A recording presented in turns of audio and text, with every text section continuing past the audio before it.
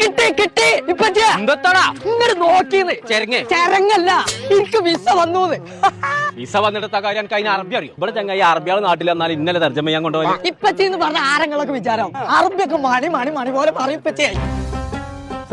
വാലേക്കും സലാം. അറബി ഇപ്പച്ചേ അറബിയാണ് very very അപ്പൊ ശരിയാക്കി ഇപ്പച്ചേ അറബി ഒന്ന് ചെല്ലിയൊന്നേ അബ്ദുൽ അസീസ് പെട്ടോ. നിങ്ങൾക്കല്ല അറബി അറിയാതെ നിങ്ങളല്ലേ തർജ്ജമൊക്കെ ചെയ്യലേ പറഞ്ഞു കൊടുക്കേ. അറബി അല്ലേ അഡ്രസ് അല്ലേ അതാ അഡ്രസ് അല്ലേ വജ്ജല്ലേ പറഞ്ഞോളാം. ഇന്നാലിന്നായി വൈനായിലേഹി റാജിഊൻ. അറബി അറിഞ്ഞ എത്ര ഉള്ളൂ പര പര